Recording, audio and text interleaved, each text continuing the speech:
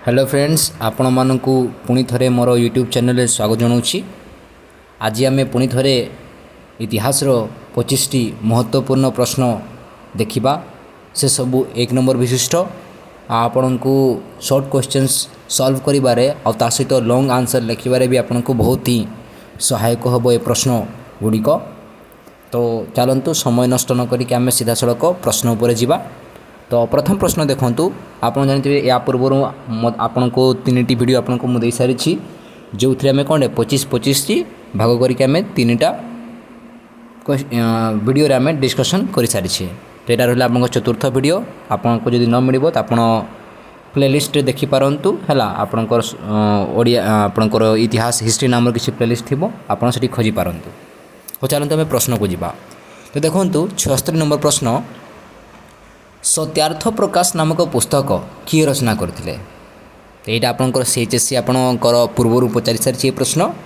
तो सत्यार्थ प्रकाश नामक जो पुस्तक रहा से आपंकर लिखिते स्वामी दयानंद सरस्वती। किए स्वामी दयानंद सरस्वती, ठीक अच्छे मन रखा है। से तुम कौन रे आप गोटे स्लोगान भी देते जहाँ इंग्राजी में आम कौन कहे बैक टू वेदा। हाँ माने वेद को जाओ है। 77 नंबर प्रश्न देखंतु, हिस्ट्री ऑफ ब्राह्मण समाज नामक पुस्तक किए रचना करते बा किए लिखिते? हिस्ट्री ऑफ ब्राह्मण समाज। तो हिस्ट्री ऑफ ब्राह्मण समाज लिखिते आपंकर शिवनाथ शास्त्री। किए शिवनाथ शास्त्री आपंकर हिस्ट्री ऑफ ब्राह्मण समाज नामक पुस्तक लिखिते। तापर देखंतु 78 नंबर प्रश्न है, व्हाट इज हिस्ट्री पुस्तकर लेखक किए? व्हाट इज हिस्ट्री पुस्तकर लेखक किए? तो व्हाट इज हिस्ट्री बा इतिहास कौन? से पुस्तकर लेखक होउछंती आपणकर EH कार। किए EH कार। एवं EH कारों को ही आपणकर कौन आधुनिक इतिहास जनक कह जाए। आधुनिक इतिहास जनक क्या कह जाए रे? EH कारों को कह जाए। आउ इतिहास जनक क्या कह जाए रे? हेरोडोटस को। हेरोडोटस को। आ भारतीय इतिहास जनक क्या कह जाए रे? कल्हण को। मन रख, भारतीय इतिहास जनक किए? कल्हण। इतिहास जनक किए? हेरोडोटस। आपणकर आधुनिक इतिहास जनक किए? तो से आपणकर EH कार। किए EH कार से होउछन जने इंग्रेज ऐतिहासिक, ठीक अच्छे मन रख।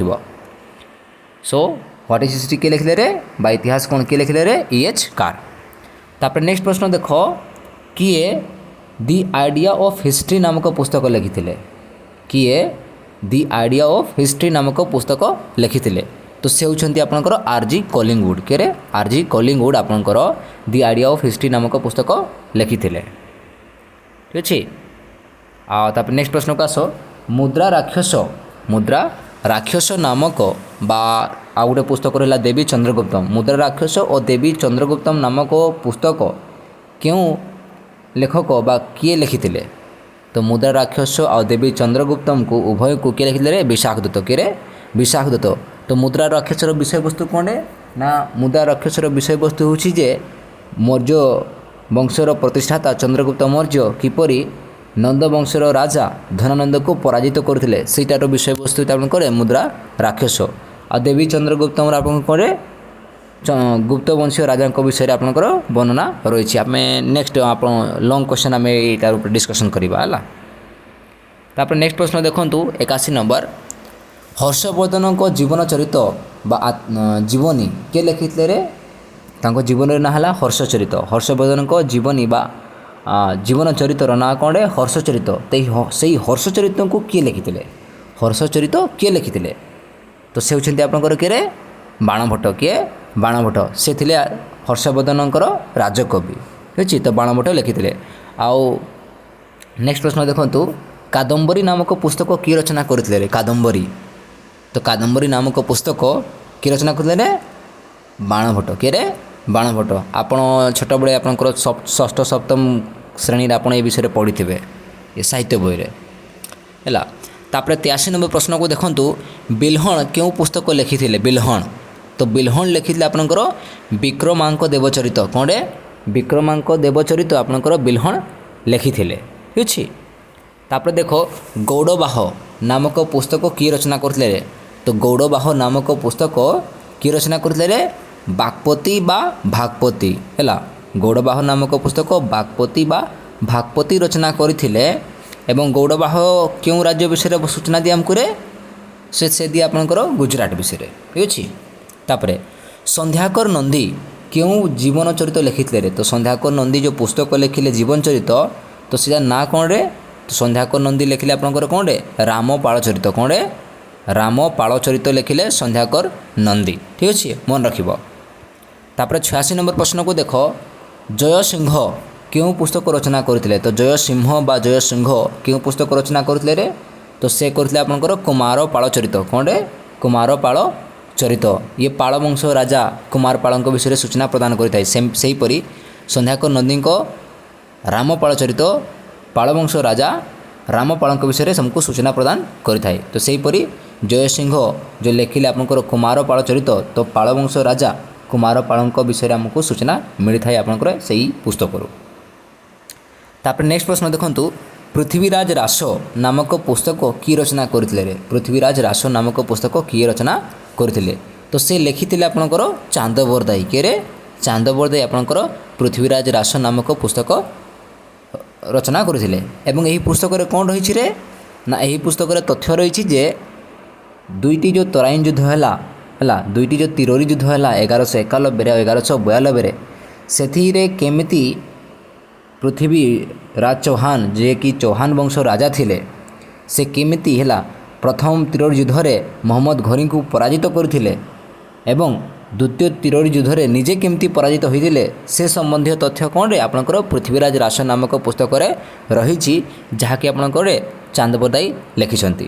ଠିକ୍ ଅଛି, ଡିଟେଲରେ ପଢ଼ିବା ଆମେ ନେକ୍ସଟ ଆମେ ପଢ଼ିବା ହେଲା। ଲଙ୍ଗ କ୍ୱେଶ୍ଚନ୍ ଆମେ ଡିଟେଲରେ ମୁଁ ତାକୁ ବୁଝେଇବି ହେଲା। 88 ନମ୍ବର ପ୍ରଶ୍ନକୁ ଦେଖ, ଅର୍ଥଶାସ୍ତ୍ର ପୁସ୍ତକ କିଏ ରଚନା କରିଥିଲେ ରେ? ତ ଆମେ ସମସ୍ତେ ପରିଚିତ ଅଛେ, ଏଇଟା ବହୁତ ହିଁ ସରଳ ପ୍ରଶ୍ନ। ଅର୍ଥଶାସ୍ତ୍ର ଲେଖିଥିଲେ ଆପଣଙ୍କର ଚାଣକ୍ୟ। କିଏ?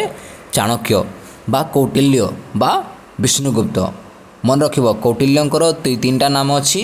କୌଟିଲ୍ୟ ହିଁ ସିଏ ହେଲା, ଆଉ ଚାଣକ୍ୟ ବି ସିଏ, ଆଉ ଆପଣଙ୍କର ବିଷ୍ଣୁଗୁପ୍ତ ବି ସିଏ। ମନେ ରଖିବ, ଠିକ୍ ଅଛି। ଏଠି ମୁଁ ପ୍ରଶ୍ନ ପଚାରିଛି, କୌଟିଲ୍ୟଙ୍କର ଅନ୍ୟ ନାମ କ'ଣ? ତ କୌଟିଲ୍ୟଙ୍କର ଅନ୍ୟ ନାମ କ'ଣରେ? ଚାଣକ୍ୟ ଆଉ ବିଷ୍ଣୁଗୁପ୍ତ।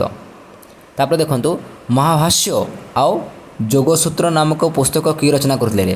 ତ ମହାଭାଷ୍ୟ ଆଉ ଯୋଗସୂତ୍ର ନାମକ ପୁସ୍ତକ କିଏ ରଚନା କରିଥିଲେ ରେ? ତ ସେ କରିଥିଲେ ଆପଣଙ୍କର ପତଞ୍ଜଳି। କିଏରେ?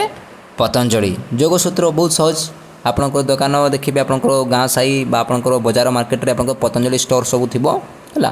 ତ ଯାହା ବି ହେଉ ହେଲା, ସେଇ ମହାଭାଷ୍ୟ ଆଉ ଯୋଗସୂତ୍ର ଆପଣଙ୍କର ପତଞ୍ଜଳି ଲେଖିଥିଲେ। ଆଉ ପତଞ୍ଜଳି ଏ ଯେଉଁ ଲେଖିଥିଲେ ମହାଭାଷ୍ୟ ନାଁରେ, ତ ସେ ମହାଭାଷ୍ୟ ହେଉଛି ଆପଣଙ୍କର ସଂସ୍କୃତ ବ୍ୟାକରଣ ପୁସ୍ତକ। ସଂସ୍କୃତ ବ୍ୟାକରଣ ପୁସ୍ତକ ହେଲା ଆପଣଙ୍କର ମହାଭାଷ୍ୟ, ଆଉ ଯୋଗସୂତ୍ରରେ ଆପଣଙ୍କର ସେ ଯୋଗ ଆସନ ସେସବୁ ତଥ୍ୟ ଆମର ରହିଛି।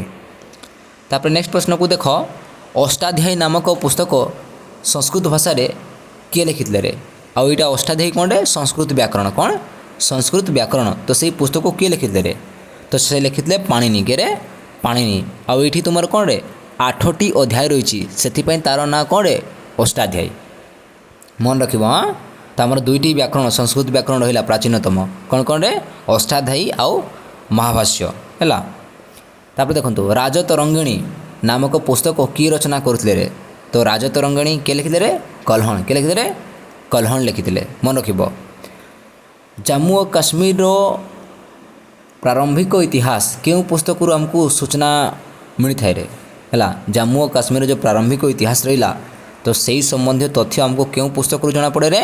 ତ ସେ ହେଲା ଆପଣଙ୍କର ରାଜତରଙ୍ଗିଣୀ। କ'ଣରେ? ରାଜତରଙ୍ଗିଣୀ ପୁସ୍ତକ, ଯିଏକି କଲ୍ହଣ ଲେଖିଲେ, ସେଇଠୁ ମିଳିଥାଏ। ହଁ, ତାପରେ ନେକ୍ସଟ ପ୍ରଶ୍ନ ଦେଖନ୍ତୁ, ସୋମେଶ୍ୱର କେଉଁ ଦୁଇଟି ପୁସ୍ତକ ରଚନା କରୁଥିଲେ? ସୋମେଶ୍ୱର କେଉଁ ଦୁଇଟି ପୁସ୍ତକ ରଚନା କରୁଥିଲେ? ସେ ଦୁଇଟି ପୁସ୍ତକ ପାଇଁ ସେ ବହୁତ ଭାବରେ ପ୍ରସିଦ୍ଧ। ତ ସେ ଲେଖିଥିଲେ ଆପଣଙ୍କର ରସମାଳା ବା ରାସମାଳା ଓ କୀର୍ତ୍ତି କୌମୁଦିନୀ ବା କୀର୍ତ୍ତି କୌମୁଦି। ତ ନାଁରେ କନଫ୍ୟୁଜ୍ ହେବ ନାହିଁ ହେଲା, ଇତିହାସରେ ଏପଟେ ସେପଟେ ଟିକେ ଅକ୍ଷର ହେଲେ ଅସୁବିଧା ନାହିଁ। ହଁ, ତ ରସମାଳା ଓ କୀର୍ତ୍ତି କୌମୁଦିନୀ କ'ଣରେ?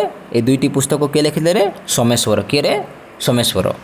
ତାପରେ ଦେଖନ୍ତୁ, ପ୍ରବନ୍ଧ କୋଶ କିଏ ଲେଖିଥିଲେ? ତ ପ୍ରବନ୍ଧ କୋଶ ଲେଖିଥିଲେ ଆପଣଙ୍କର ରାଜଶେଖର। କିଏରେ? ରାଜଶେଖର ଆପଣଙ୍କର ପ୍ରବନ୍ଧ କୋଶ ଲେଖିଥିଲେ।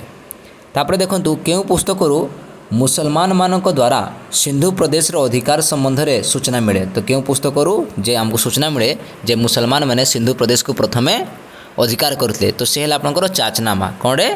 ଚାଚନାମା। ଆଉ ମୁସଲିମମାନେ ସିନ୍ଧୁ ପ୍ରଦେଶକୁ କେବେ ତୁମର ଅଧିକାର କଲେ ରେ? କେବେ?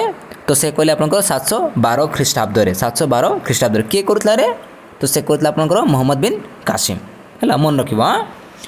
मादला पांजी केउ राज्यर इतिहास वर्णना करिथाय रे तो मादला पांजी आमर पुरीर जगन्नाथ मंदिर अवस्थित एवं सी आमर ओडिशा राज्यर इतिहास संबंध में आमको तथ्य प्रदान करिथाय ठीक अछि भूलिबे नै। हां तापरे अमरकोश किए लिखिले रे ताको ना रे ही हैला अमरकोश जो ना रहिला ना रे सेठी ताकर ना लुचि रचित अमर सिंह के रे अमर सिंह लिखिले आपनकर अमरकोश ठीक अछि मन रखिबो हैला। तापरे 99 नंबर प्रश्न दंडी क्यों पुस्तक रचना करथिले दंडी बा दांडी नामक जो व्यक्ति रहिले से क्यों पुस्तक रचना करथिले रे तो से करथिले आपनकर दास कुमार चरित बा दोष कुमार चरित किए लिखिले रे दंडी बा दांडी ठीक अछि मन रखिबो। तापरे टोलेमी द्वारा रचित पुस्तकर नाम कौन है टोलेमी हैला से पुस्तक लिखिले ऐतिहासिक पुस्तक हैला ऐतिहासिक तो कहबा नहीं से भलिया तुम रेफरेंस नेबा भलिया पुस्तक से लिखिले तो तांकर पुस्तकर ना कौन रे भूगोल कौन भूगोल बा जियोग्राफी तो जियोग्राफी नामक पुस्तक किए लिखिले प्रथमे टोलेमी। हाँ मन रखिबो भूलिबो नहीं एवं यही पुस्तक कौन भारतर से समय कौन मैप मानचित्र विषय किसी पताश्रय विषय आम सूचना मिलता है बंदर विषय। हाँ ठीक अच्छे तो आज आमर एतकी था नेक्स्ट वीडियो आम आउ 25टा प्रश्न को नेबा।